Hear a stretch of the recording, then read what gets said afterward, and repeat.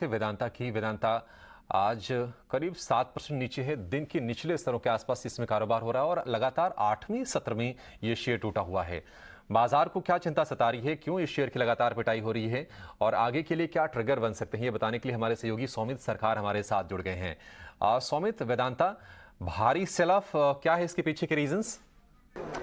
तो वेदांता के फॉल के बारे में अगर आप जानना चाहते हैं तो उसके लिए उसके पेरेंट कंपनी से उसका एक बड़ा लिंक है। वेदांता रिसोर्सेज जो कि पेरेंट और होल्डिंग कंपनी है वेदांता लिमिटेड की, उसके अगर बॉन्ड की यील्ड्स अगर आप देखेंगे तो पिछले 6 ट्रेडिंग सेशंस में करीब 40% से ये बॉन्ड यील्ड्स बढ़ चुके हैं। और जब भी ये बॉन्ड यील्ड्स बढ़ते हैं ये नेगेटिव होते हैं, क्योंकि investors usually higher bond yields तभी मांगते हैं जब कोई ऑर्गेनाइजेशन के बॉन्ड्स डिफॉल्ट करने वाले होते। तो क्या वेदांता रिसोर्सेज एक्चुअली डिफॉल्ट कर सकता है? उसके लिए अगर आप देखेंगे तो वेदांता रिसोर्सेज का जो नेट डेट है वो करीब $8 बिलियन के आसपास होता है। और अभी अप्रैल महीने में करीब $400 मिलियन ड्यू है, मई महीने में करीब $500 मिलियन ड्यू है और उसके बाद डायरेक्टली कंपनी को जैन 2024 में पेमेंट करना है करीब $1 बिलियन का। अब क्रेडिट रिपोर्ट्स के हिसाब से सितंबर 2023 तक जितने भी बॉन्ड्स ड्यू है उसके पेमेंट्स तो इजीली वेदांता रिसोर्सेज कर लेगा, बट उसके बाद के लिए जो भी बॉन्ड रिपेमेंट्स थे और फाइनेंसेस जब कंपनी सोर्स करने गई करीब $1.5 बिलियन जब वो मार्केट से सोर्स करने गई तब ये नहीं हो पाया और एक रोड ब्लॉक हिट कर लिया गया था, ऐसे मीडिया रिपोर्ट्स के हिसाब से हमें पता चला है।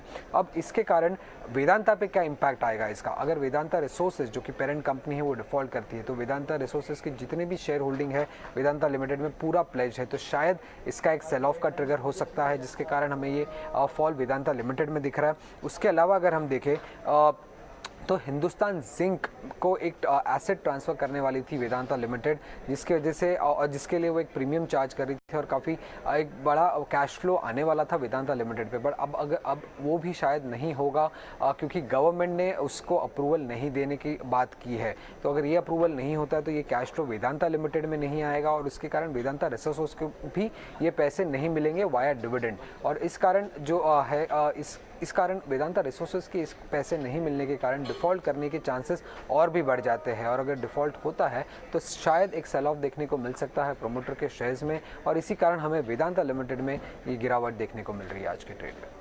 ठीक है, शुक्रिया सौमित। तो सौमित ने बहुत ही खूबसूरती से समझा दिया कि कंपनी के लिए चिंताएं क्या हैं और आगे किस कदर मुश्किलें बढ़ सकती हैं। तो कर्ज का फांस है और वेदांता रिसोर्सेज पर $8 बिलियन का भारी भरकम कर्ज है और चुनौती अब ये है कि कंपनी रीफाइनेंसिंग की कोशिश कर रही है, पैसे जुटाने की कोशिश कर रही है, लेकिन उसमें अब तक ये नाकाम रही है। आशीष जी, एक छोटा सा कमेंट आपसे चाहेंगे, वेदांता के जो निवेशक हैं उनके लिए क्या सलाह होगी और जो इस गिरावट को देख के थोड़ी सी मन में अगर किसी को ये लालच आ रहा हो कि क्या लेने लायक भाव पे आ गया है, क्या उनको बिल्कुल सतर्क रहना चाहिए, शेयर से दूर रहना चाहिए, ये सलाह देंगे आप? मेरा मानना है जो हाई रिस्क हाई रिटर्न वाले निवेशक है वही इस स्टॉक को बाय करना चाहिए, क्योंकि अब क्या हो जाता है कि हमने अडानी एक लाइव एग्जांपल देखा कि एक बार लाइक नेगेटिविटी स्टार्ट होती है स्टॉक में तो हर कोई चाहता है कि सबसे पहले वो स्टॉक में से बाहर निकल जाए और स्टैम्पीड शुरू हो जाती है नेगेटिव साइड पर। तो वैसे ही वेदांता में भी पिछले कुछ दिनों से देखने को मिल रहा है कि जब थोड़ा सा अनसर्टेनिटी है कि उनका बॉन्ड्स की रीफाइनेंसिंग नहीं हो पाएगी तो बॉन्ड्स के प्राइसेस का जो यील्ड बढ़ा उसका इम्पैक्ट अल्टीमेटली स्टॉक में तो आना ही है। तो मेरी सलाह रहेगी कि अभी स्टॉक को बाय करने से बचना चाहिए, क्योंकि आगे आने वाले कुछ दिन काफी क्रूशियल रहेंगे स्टॉक के लिए।